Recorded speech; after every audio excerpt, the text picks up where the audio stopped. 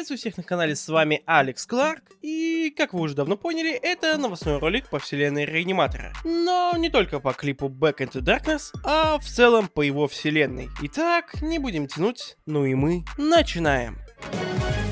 Реаниматор News. Итак, за несколько прошедших недель Рейн опубликовал довольно приличное количество спойлерной информации. Среди нее можно отметить слив с примерной даты выхода клипа Back into Darkness. Как сообщают источники, он должен выйти в этом месяце, то есть в августе 2022 года. Я предполагаю, что релиз состоится в 20-х числах. Эта информация является достоверной, но может со временем измениться. Все будет зависеть от продуктивности аниматора. И судя по скорости выпуска спойлеров, продуктивность сейчас на высоте. Ходят слухи, что Рейн в очередной раз выпил очень много кофе. Реаниматор News. Стало известно, что Рейн работает параллельно над несколькими проектами. Одним из них является вышеупомянутый клип Back into Darkness, а название второго остается в строжайшей секретности. Ходят слухи, что вторым проектом, над которым работает Рейн, считается Shorts Iron Hearted. Но я в этом не уверен, поскольку склонен считать, что он создает некий спешл. Хотя, несмотря на мой скептицизм, Рейн заявил о том, что работы над Шортсом завершены на 30%. Поэтому мы можем ожидать чего угодно. От самого Шортса до клипа, который последует за клипом Back into Darkness. По обновленной информации, Реаниматор все это время работал над мини-серией, которая по времени займет около 8 минут. Эта серия называется Noob's Adventures, или же на русском «Приключения новичка». Реаниматор News. А теперь перейдем к спойлерам, которые связаны исключительно с клипом Back into Darkness. Первый из них, на мой взгляд, не несет какой-либо сюжетной нагрузки, которая бы помогла нам понять и предугадать те события, которые в скором времени будут показаны в клипе. На нем показан визер-скелет, его имя Заркас, и, как я предполагал в предыдущем новостном ролике, он является лидером фракции незерских некромантов. Эта фракция не является новой, поскольку, если судить по событиям, показанным в сериале, ее корни ведут в самое начало истории, а именно в момент, когда еще не признанный королем Наеус нашел бездыханное тело принцессы Незера и, имея в союзе фракцию некромантов, сумел возродить героиню. На мой взгляд, на данном кадре Заркас взаимодействует с каким-то другим персонажем. Это может быть как Кралос, так и король Наеус. И лично я бы поставил на второй вариант, поскольку, если внимательно изучить текст песни Back into Darkness, то можно отыскать такие строчки, которые звучат следующим образом. You give and you give just to get в самом начале трека и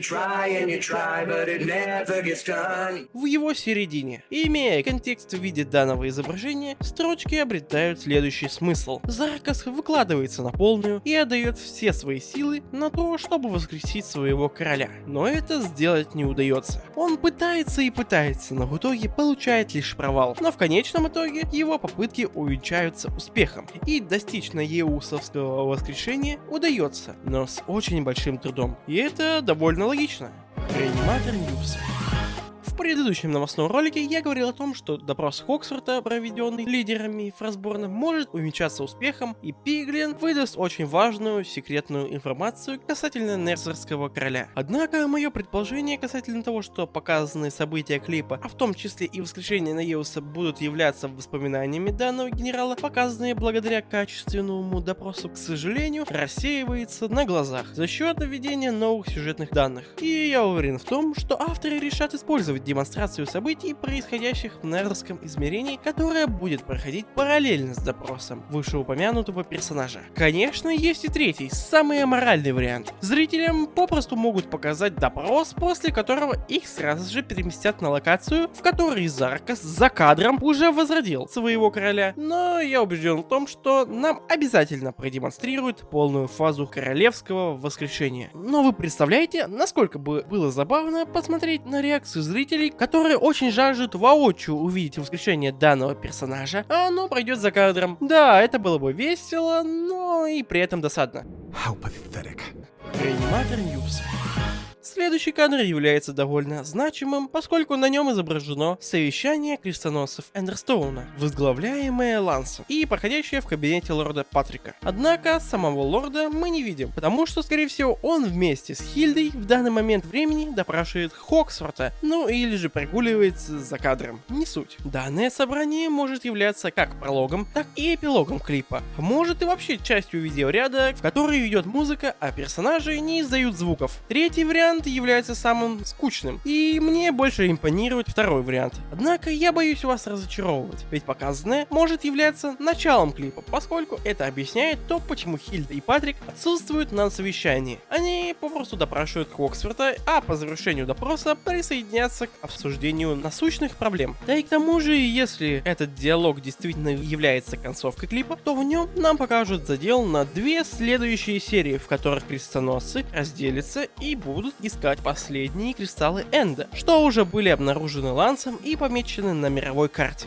Для протокола я не планирую обсуждать в этом ролике то, почему эти кристаллы являются последними. Да, в Эндервиш мы видели больше кристаллов, но мы не видели то, что все они были перенаправлены в данное измерение. Также мы не можем утверждать и то, что Ланс в действительности знает о расположении всех 12 кристаллов, а также у нас нет доказательств касательно того, что крестоносцы не проводили экспедиции между событиями тех или иных клипов, поскольку мы физически не можем видеть все события, которые происходят в данной вселенной. Касательно задела на грядущие клипы, то у нас есть информация от авторов относительно того, что несколько следующих клипов в действительности будут посвящены поискам оставшихся кристаллов. Если судить по карте, их осталось всего-навсего 2. Однако реаниматор как-то говорил о том, что каждый персонаж должен найти свой кристалл, а значит есть шанс на то, что их будет 3 и более, ведь Сиара уже нашла свой кристалл. Крестоносцы для большего успеха само собой разделятся на 2 группы и отправятся на локации, что были отмечены на мировой карте.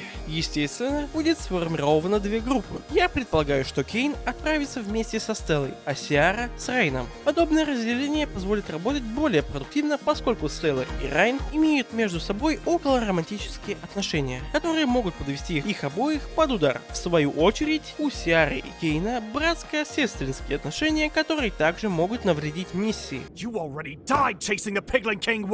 Что уж говорить, Сиара не очень любит слушать советы Кейна, зато она превосходно общается с Рейном, обсуждая различные деликатные темы, что позволит им довольно успешно взаимодействовать друг с другом. Касательно второго отряда, то его участники также смогут активно взаимодействовать. Кейн владеет переговорными навыками, а Стелла попросту может слушать его истории, а также получать новые знания о легендах Эндера. Ведь, как мы знаем, Кейн обладает информационной сетью и знает практически обо всем, что творится в измерениях. Реаниматор даже писал о том, что Кейн как-то может упомянуть Арабеллу в разговоре с другими героями. А значит, он знает много, в том числе и о измерении Энда. В общем, и у них будут общие темы, о которых можно будет поговорить. Судя по всему, персонажи отправятся на болото, а также на новую локацию, в Порт-Сити. И уже довольно давно авторы анонсировали то, что в сериале может появиться фракция акватиков, к которым будут относиться морские и древние стражи, а также и русалки. И вот подвернулся повод их показать.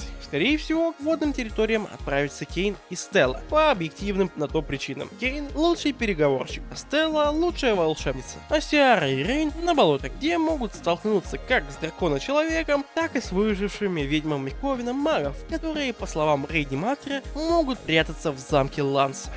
Реаниматор Ньюс. В предыдущем новостном ролике я говорил о том, что в Back into Darkness не будут показаны масштабные сражения. И слава богу, я ошибался. Судя по всему, нам предстоит увидеть сражение за аутпост, который армия Фростборна потеряла в событиях Gotta Get Out of Here. Как показывают спойлеры, данный аутпост находится под контролем армии пигманов. После того, как генерал Хоксворт трусливо сдался в плен, вместо того, чтобы смело погибнуть, наступающую армию пигманов возглавил новый персонаж, командир Бродс, тот, чьи глаза выглядят так, будто бы персонаж заражен демоническим вирусом. Данный персонаж является нововведенным, поскольку был создан фанатами и одобрен командой разработчиков сериала и самим Рейном. Помимо пигманов, в отряде командующего присутствуют и ифриты. В отличие от наступательного отряда людей, у которых есть и усовершенствованный дирижабль, собранный, по-видимому, еще в клипе Be Afraid, и кавалерийные и пехотные отряды, а также железный голем, итак являющийся довольно сильным противником и владеющий миниганом. Данный миниган, по заявлению авторов, был создан при помощи энергии кристалла края, а также Незерской звезды. Попрошу не путать ее со звездой Незера. Для удобства я буду называть ее Визер звездой, так как звезда такого типа выпадает лишь из мертвых тел визеров. Скорее всего, данная звезда была добыта во время сражения на далеких равнинах в событиях Cold SS Remake. И нет, фростборнцы физически не могли создавать оружие такого типа ранее. поскольку в их руки не попадали кристаллы края. В общем, грядет очень серьезная заварушка. В конечном итоге, в которой бесспорно победит Незер. Не, ну а что вы думали? Я уверен, что Неос к концу клипа возродится и придет своим людям на помощь. Да, в клипе может быть показано несколько битв за несколько городов, и я не спорю, что Frostborn в них победит. Однако в самом последнем сражении люди могут и проиграть. Если все случится как-то иначе, то это будет неожиданно и довольно приятно. Реаниматор Ньюс.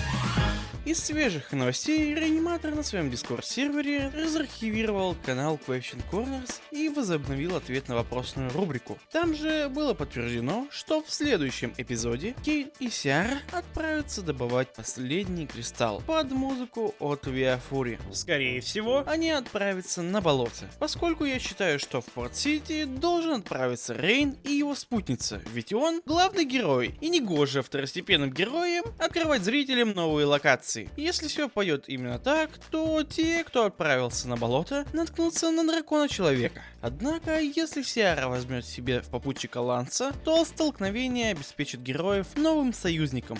Реаниматор Ньюс. Ну и в принципе все. Более мне сказать нечего. А поэтому я с вами прощаюсь. С вами был Алекс Кларк. Всем удачи, всем пока. До новых встреч. Увидимся когда-нибудь завтра. Пока!